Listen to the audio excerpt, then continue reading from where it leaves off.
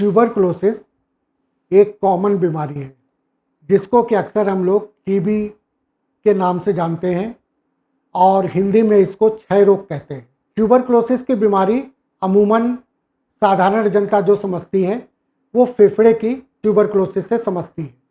तो आज हम यहाँ सबसे पहले फेफड़े की ट्यूबरकुलोसिस के बारे में बात करेंगे। तो फेफड़े की ट्यूबरकुलोसिस माइकोबैक्टीरियम ट्यूबरकुलोसिस बैक्टीरिया के द्वारा होता है। माइकोबैक्टीरियम ट्यूबरकुलोसिस का सर्वप्रथम 1884 में रॉबर्ट कॉक्स नामक वैज्ञानिक ने इसका आविष्कार किया था और इसीलिए इस बीमारी को कॉक्स डिजीज भी कहते हैं। हिंदू माइथोलॉजी में इसको क्षय रोग की बीमारी कहते हैं और यह बीमारी आदिकाल से चली आ रही है। हमारे ग्रंथों में इस बीमारी को पहले चंद्र रोग कहा जाता था। चंद्र रोग इसलिए कहा जाता था कि जैसे चंद्रमा का क्षय होता है, चंद्रमा क्षय होते होते पूरा क्षय हो जाता है, इसीलिए इसको क्षय रोग बीमारी ये शरीर को क्षय कर देती थी, इसीलिए इसको पहले चंद्र रोग कहा जाता था। अमूमन ये फेफड़े की ट्यूबरकुलोसिस समझी जाती है, लेकिन शरीर का हर हिस्सा, सर से लेकर पैर तक शरीर का कोई भी हिस्सा ऐसा नहीं है जो ट्यूबरकुलोसिस की बीमारी जिसमें ना होती हो। लेकिन हम आज के इस उसमें जो है फेफड़े की ट्यूबरकुलोसिस के बारे में डिस्कस करेंगे। 2 सप्ताह से ज़्यादा खांसी का आना, 2 सप्ताह से ज़्यादा बुखार का होना, बलगम में खून का आना, वजन कम होना, पसीना आना, ये सब लक्षण ट्यूबरकुलोसिस के होते हैं। तो अगर 2 हफ्ते से ज़्यादा खांसी आ रही है, 2 हफ्ते से ज़्यादा बुखार हो रहा है, बलगम में खून आया है और भूख नहीं लग रही है, शरीर का वजन घट रहा है, तो उस समय हमको ट्यूबरकुलोसिस की बीमारी के लिए परीक्षण करना चाहिए।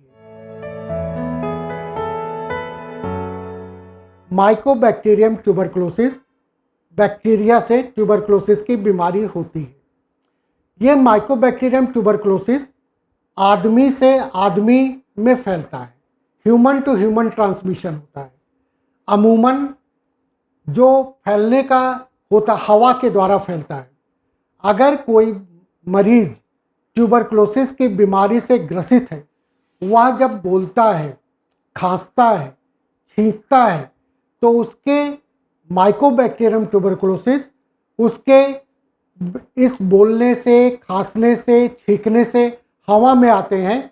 अगर कोई दूसरा आदमी जो स्वस्थ है और वो 2 मीटर के अंदर है, तो ये ट्यूबरकुल के बैसिलाई उस मरीज स्वस्थ आदमी के शरीर में प्रवेश सीधे करते हैं।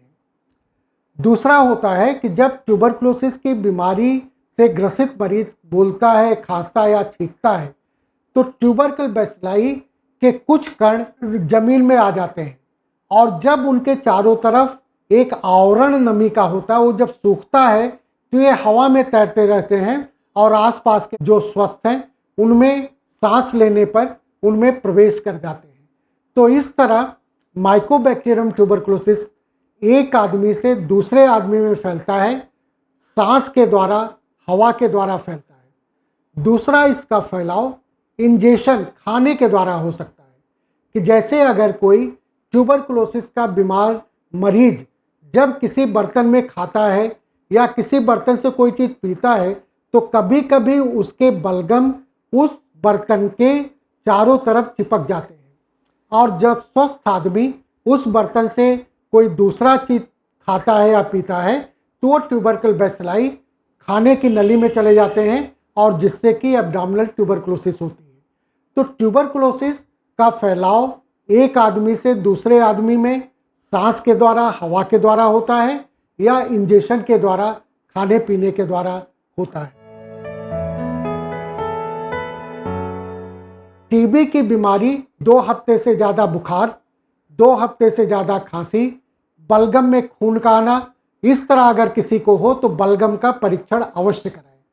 टीबी की पहचान सबसे आसान तरीके से बलगम के परीक्षण से हो सकती है। ये सबसे इफेक्टिव जांच है, सस्ती जांच है और सटीक जांच है। अगर बलगम में टीबी के कीटाणु दिखाई पड़ गए तो 100% ट्यूबरक्लोसिस है। इसलिए ट्यूबरक्लोसिस की पहचान के लिए जरूरी है बलगम का परीक्षण करना। बलगम के परीक्षण में जो सावधानी बरतनी चाहिए, इसमें बलगम का कलेक्शन बहुत इंपॉर्टेंट है। गाढ़ा बलगम होना चाहिए। कई मरीज होते हैं थूक दे देते हैं, तो अगर थूक की जांच करेंगे तो उसमें कीटाणु नहीं आएंगे। तो बलगम होना चाहिए और उस बलगम की जांच होनी चाहिए।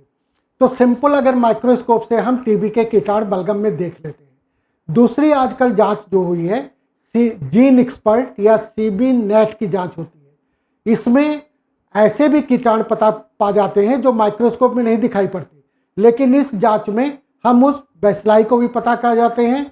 और इसका जो सबसे महत्व है, इससे हम ये पता शुरुआत में ही पता पा जाते हैं कि ये बीमारी नॉर्मल बीमारी है कि रेसिस्टेंस, माने कि दवाओं से रेसिस्टेंट बीमारी है, ड्रग रेसिस्टेंस तो नहीं डेवलप हो गया।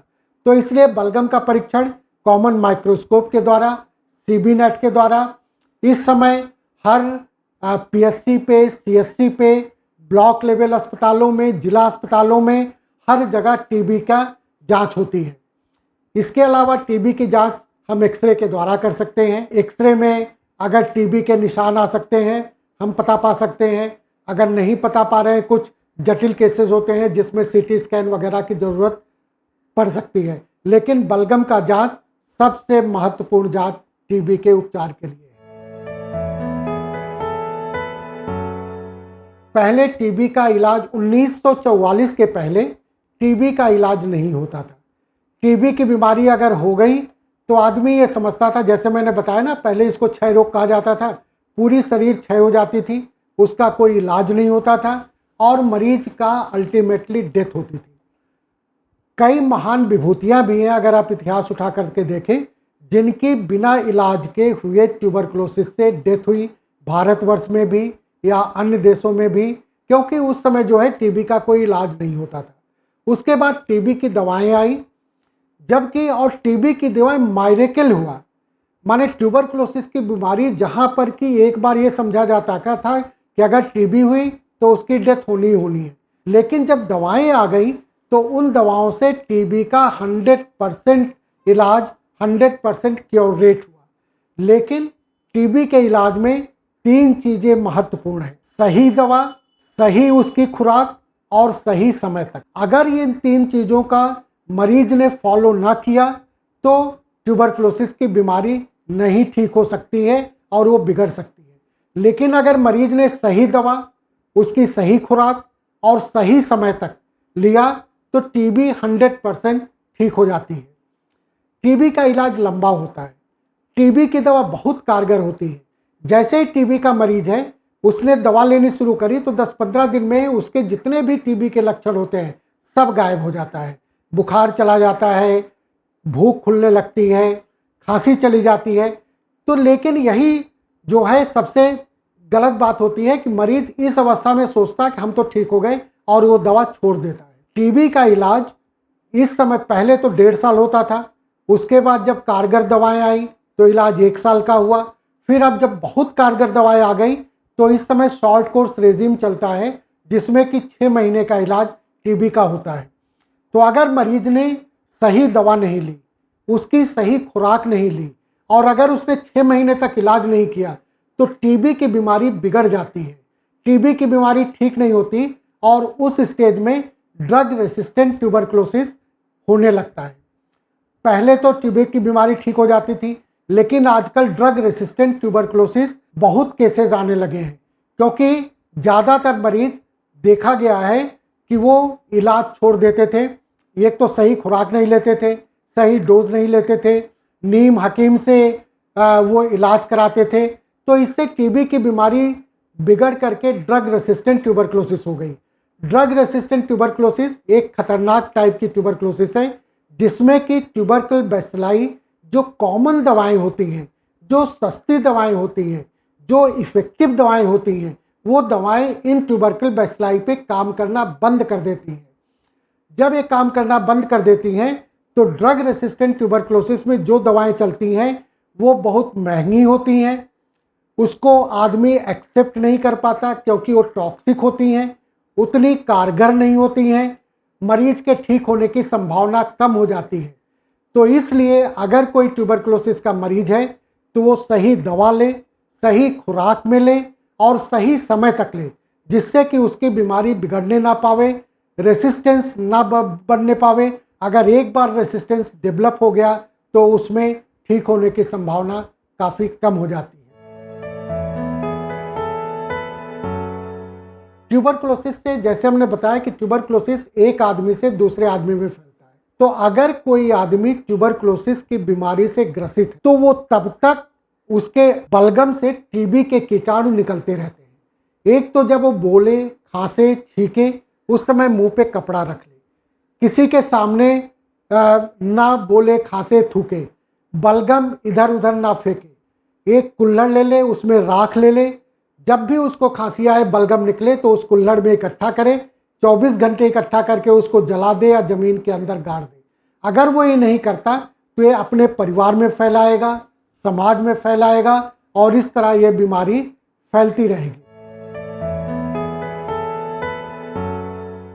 जैसा कि कोविड वायरल इन्फेक्शन होता है और ट्यूबरकुलोसिस जो मरीज ग्रसित हैं उनका लंग्स पहले से ही खराब रहता है, और इसमें अगर कोविड-19 वायरल इन्फेक्शन लंग्स में पहुंच गया तो टीबी से ग्रसित जो मरीज हैं उनके फेफड़े और जल्दी खराब होने की संभावना है।